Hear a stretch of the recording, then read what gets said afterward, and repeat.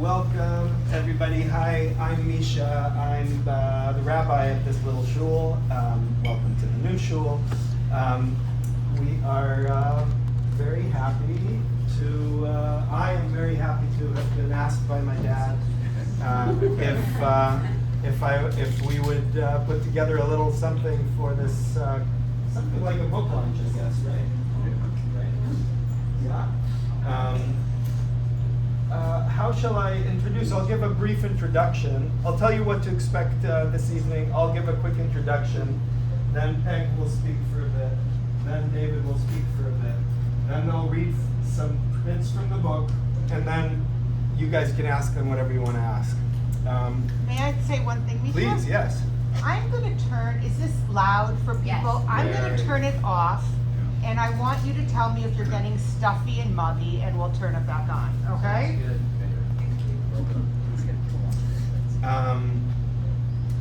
Yes.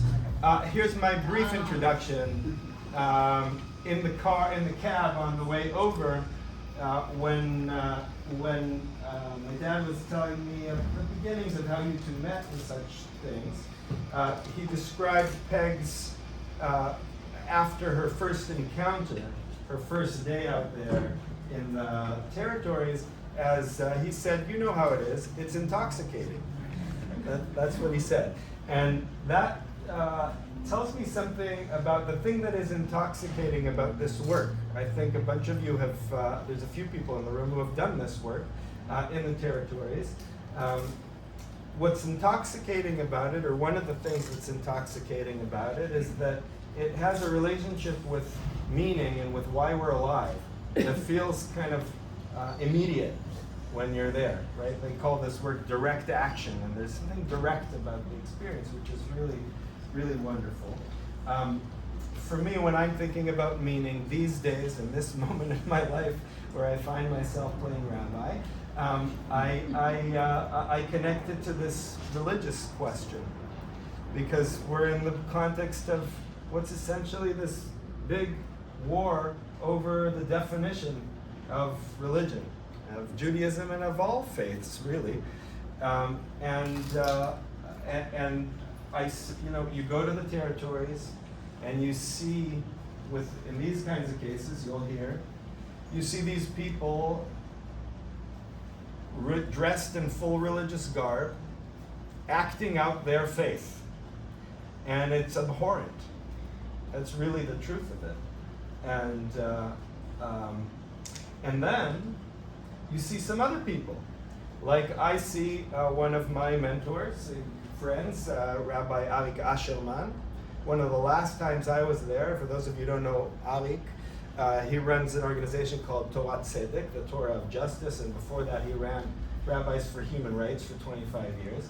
Last time I went out with Arik was Tisha B'Av, the day that commemorates the falling of the temple in Jerusalem. And what did Arik do? He did what he does every year. He took us activists around to see places that were demolished, places where Palestinians used to live and are no longer living, or where they're still hanging on by the skin of their teeth. Some of those places that I saw just, what was it, 2.5 years ago maybe, some of them are now no longer. And so that's the context in which we're working here. We're working here within the context of searching for meaning, searching for the definition of who we are, and certainly of our faith, in a positive way, in a way that jives with who we understand, how we understand our politics. So with that, I'm gonna pass it on to the two activists. Peg Olin lives in New Haven and spends a lot of time in Israel now and a lot of time in the territories. She's an art historian, and specifically history of photography, and a wonderful photographer in her own right, as you'll see if you see these photos. And David Shulman has been teaching Sanskrit and Indian stuff his whole life, and on the side, going to the South Hebron Hills and the Jordan Valley and places like that around the territories, is, I guess, a founding member of what's called Ta'ayush, which means living together in Arabic, and it's a Jewish-Arab partnership for peace. And with that, I pass it to Peg.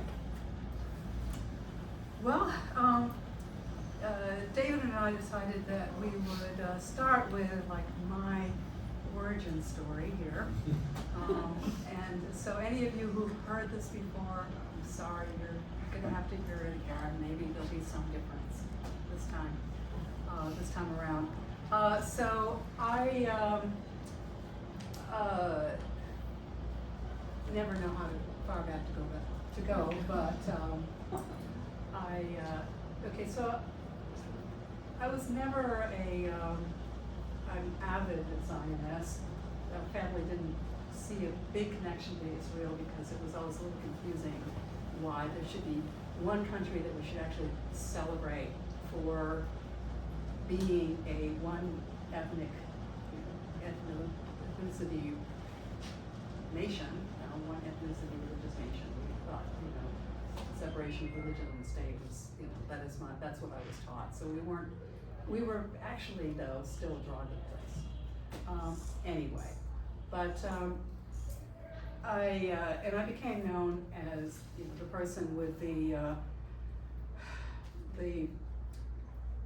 Palestinian Haggadah, Palestinian Liberation Haggadah, because I always included something about Palestine in my Haggadah, which I wrote every year.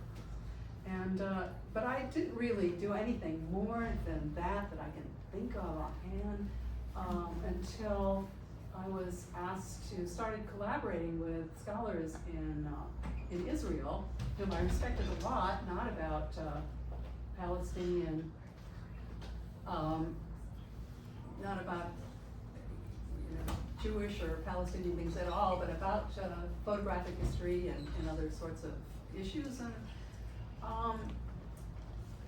And when I was asked to co-organize a several-day symposium about photography in Tel Aviv, and various people started objecting that they couldn't come because of the boycott that was going on at that time. It was about 2012, something like that, 2014, sorry, I should remember that. I decided, well, I can't fake out on these young scholars, but it occurred to me I could use this as a moment to find an interesting scholarly project that would have to do with Palestine and the occupation, and I did. I stayed afterwards. I had recently met David Shulman, and he put me in touch with some of the people in Ta'ayush, and I went down there one day on a Saturday with their group. And that's when I got intoxicated. Somebody must have slipped something, in my water bottle.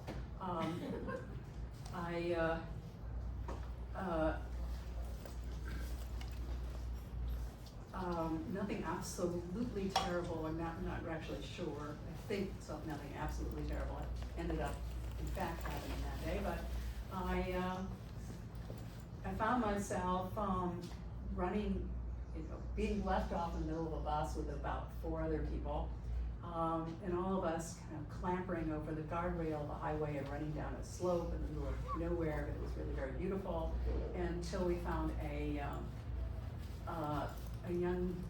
guy who was plowing a field, and the field was about the size of this room, really tiny field with a really tiny little tractor that he was plowing it. And all of a sudden I heard these heavy boots, clambering behind me, and soldiers were running to get this guy in the field, and they dragged him up a slope onto a highway, and the tractor too, and then the owner of the field and the tractor came along, and he was this dignified older guy, clutching at that point beads, which he was fingering the whole time.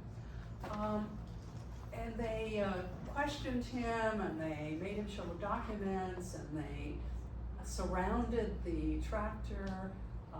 There were policemen, there were soldiers, there were, I mean, it was a tiny field and a tiny tractor. And I thought this was strange enough, but then a bunch of the soldiers came and wanted to practice their English on me and talk to me, and actually it was policemen, and they said, "You've got to take your friends out of here." Actually, I'd met my friends that day, and I don't think that they would have, responded very well if I'd said, "We have to go. This guy says we have to leave." So I just said, "Why?" And they said, "Because you heard about the two girls a few weeks ago, and the cherries." Actually, I had, because I read it in the newspaper. The headline was something like, two young girls, one of them deaf, were arrested and held for 6 hours in the police station because they had picked cherries from a settler's orchard on the way to school. And they said, that was us. What got me was, that not that they'd even done this, but they were proud of doing this. If I did a thing like that, I'd try to pretend it never happened.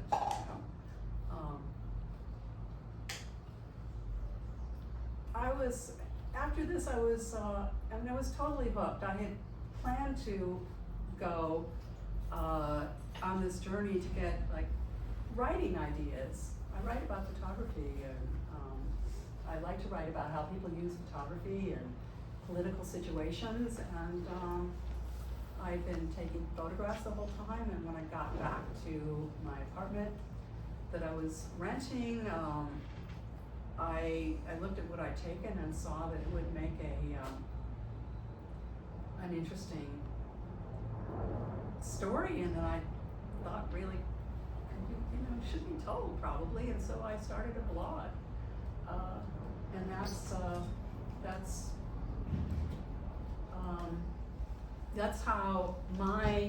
that's my origin story. About a year later, David and I found ourselves in the field together, and we started working together, and that was the beginning of this book. Maybe we should tell them what happened that day in the field. Oh yeah, what actually happened? Yeah. I'm not sure. I don't really know for sure that the tractor was actually confiscated. No, I was thinking about Zanuta, the day that we began. Oh, the day we origin started. of Maybe this that's book. your job. I can tell it if you like. Yeah. Why don't you tell it? Because you wrote the blog and asked me if I had a few pictures to put in with it. Pretty soon we found ourselves writing a blog together. So we were there together that same day, and various things happened that day. David, could you just speak up a little? I'm trying to, but I've I'm kind sorry. of lost my voice more or less. I'll do my best, okay? We both are struggling with some long cold that won't let loose of either one of us. Anyway, I'll do my best. I'll try to raise my voice, and you can wave at me or if you It's can't hear Netanyahu's me. government heard this was going to happen and decided I'm to attack the voices of all of Netanyahu's us. fault. He's responsible for all bad things that have happened in the last number of years. But let's go back to that day, because really this book emerged out of that initial moment there. We were at a place called Zanuta. And it's a typical story, South Hebron Hills. There was a lone settler who had set up his own private little farm on Palestinian land, of course stolen land, completely illegal, even under Israeli law, let alone international law. And like many of these settlers who are down there, he saw that his mission in life the urgent need to terrorize the Palestinians who lived in this little village of Sanuta, very, just I don't know, half a kilometer away from his farm. He was on the top of this hill. There's a village of Zanuta, which is on an adjacent hill, this big, beautiful, fertile wadi with a kind of little stream in it. And so that means there's a lot of good grass for the sheep and the goats, these are shepherds.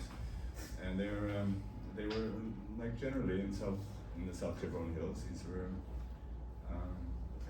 peaceful people who just wanted to live their lives and suddenly found themselves confronted with a threat.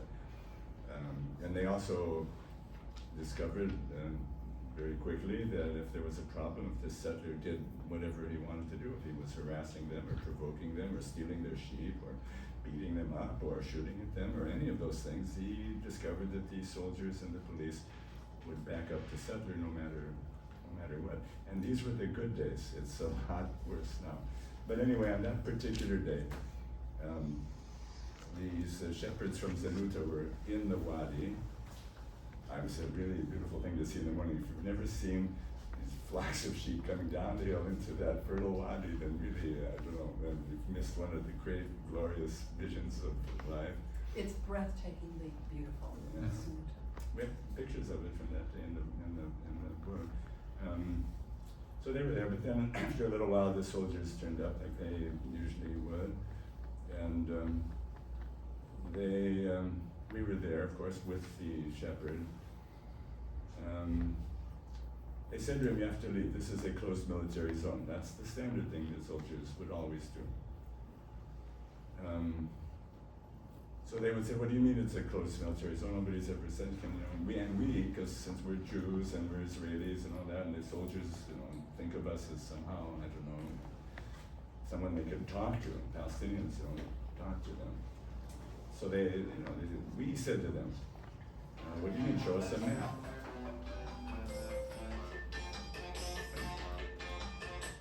If you're going to do a closed military, if you're going to impose a closed military zone. Sorry, it's new, I don't know, turn it off. I think it's up now. First of all, for soldiers to impose a closed military zone, which means in effect that Palestinians and peace activists have to leave, but the settlers who are there illegally, they of course don't have to go anywhere. And it's an illegal illegal act under the ruling of the Israeli Supreme Court in 2004. They said this is completely wrong. You cannot drive Palestinian shepherds or farmers off their lands just on a whim.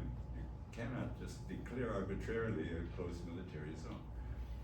We used to carry the Supreme Court ruling with us in our bags, and we would show them to the soldiers, but the soldiers usually, of course, the Supreme Court is a kind of very distant, nebulous entity. It's not something that they need to respect. They have their guns, and they even say just that. Why do I need the Supreme Court?